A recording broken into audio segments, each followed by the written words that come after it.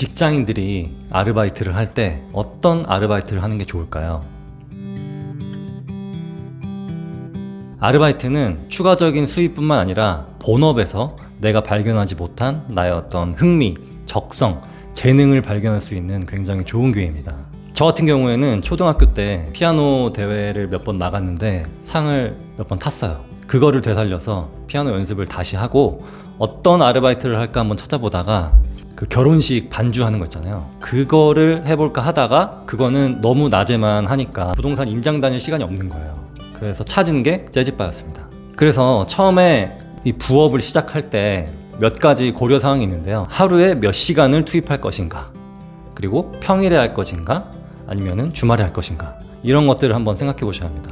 그리고 또 집에서 할 수 있는 게 있는가, 아니면은 밖에서 해야만 하는가, 이런 것들을 한번 또 생각해 보셔야 돼요. 집에서 할 수 있는 거의 장점은 바로 시간입니다. 일단 왔다 갔다 하는 시간을 절약할 수 있고, 뭐 최소 1시간을 절약할 수 있겠죠. 그리고 꾸미지 않아도 되고, 그 꾸미는 시간도 되게 은근히 많이 드는데 꾸미지 않아도 되고, 그리고 씻지 않아도 되고, 그 가장 중요한 건데 시간이 자유롭습니다. 밤엔 밤 늦게 하든 아침에 하든 그냥 내가 하고 싶을 때 하는 거잖아요. 그래서 시간이 자유롭다는 게 굉장히 큽니다. 그리고 또 하나는 사람을 만나지 않는다는 거예요.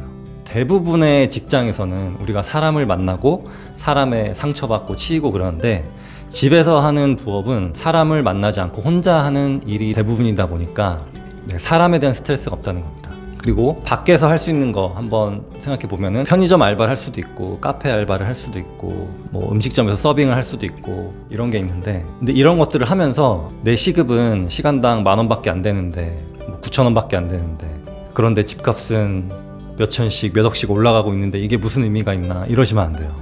왜냐면은 나중에 내가 무슨 일을 할 때 이 아르바이트 했던 게 굉장히 도움이 됩니다. 예를 들면 편의점 아르바이트를 해본 사람은 나중에 편의점을 혹시나 차리게 될 때 굉장히 유리하고, 카페에서 아르바이트 해본 사람은 카페 창업할 때도 유리하고, 식당 서빙을 해본 사람은 식당을 또 오픈할 때도 굉장히 도움이 됩니다. 그래서 이런 쉬운 알바더라도 나한테 무조건 도움이 된다는 거예요. 그럼 또 다른 알바를 한번 알아볼게요. 내가 만약에 오토바이 타는 뭐 기술이 있고 운전하는 기술이 있다, 그러니까 뭐 면허증이 있다는 거죠. 그게 있으면은 배달을 할 수도 있고 택배를 할 수도 있고, 근데 내가 배달은 진짜 하고 싶은데 면허증이 없다, 그러면은 요새는 자전거로 배달하는 것도 많더라고요. 그래서 뭐 자전거로 배달을 해도 되고, 이것도 밖에서 하지만 혼자 하는 일이기 때문에 사람에 대한 스트레스는 별로 없을 거라고 봅니다. 제가 괜찮다고 생각하는 법 중에 하나는 집에서 하는 건데, 영상 편집입니다. 영상 편집도 밖에 안 나가도 되고 그냥 컴퓨터만 하나 있으면 할 수 있잖아요. 내가 밤에 하든 아침에 하든 뭐 밥을 먹으면서 하든 졸면서 하든 결과물만 잘 나오면 되기 때문에 이런 것도 괜찮은 부업이라고 볼 수 있겠습니다. 기술 좀 배우고 싶은 분이 있으면 인테리어 할 때 뭐 도배하고 타일하고 뭐 마루 시공하고 이런 거 있잖아요. 그런 거 배우셔도 괜찮아요. 이게 요즘에 굉장히 뜨겁습니다. 사람이 없어서 부르는 게 값이에요. 원래는 도배하시는 분들이 한 일당 15만 원 이렇게 받으시다가 요즘은 거의 막 30만 원씩 받으세요. 그리고 좀 고급 인력은 더 받습니다. 뭐 40만 원, 50만 원도 받고. 그럼에도 불구하고 사람이 별로 없다는 겁니다. 근데 이게 몸으로 하는 거다 보니까 좀 힘들 수 있잖아요. 근데 이것도 익숙해지면은 우리가 늘 하는 운전이나 다른 아르바이트처럼 익숙해지면은 또 편해집니다. 그리고 또 다른 아르바이트로는 창의성과 어떤 시간이 좀 투입되는 건데요. 글을 쓰는데 취미가 있으신 분은 블로그나 어떤 웹소설 같은 거를 쓰실 수 있겠죠. 그리고 스마트 스토어를 요새 많이 하시는데, 이것 또한 어떤 창의성과 그리고 인내심, 그리고 지속적인 노력이 필요합니다. 근데 이런 것들은 잘 되면 잘 되고 안 되면 빵원이죠. 근데 아무것도 남는 게 없느냐? 그건 또 아닙니다. 남는 게 있습니다. 내가 뭘 못해서 안 됐고 내가 뭘 못하는지 이걸 또 배우게 됩니다. 그래서 모든 일에는 자신이 배울 게 있어요.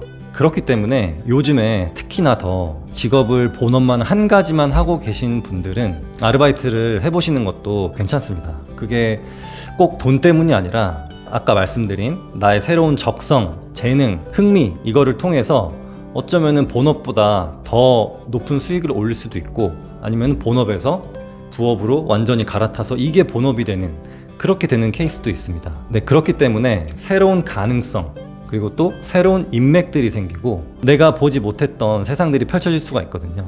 그렇기 때문에 어떤 부업을 하실 건지 한번 곰곰이 생각해 보셨으면 좋겠습니다. 감사합니다.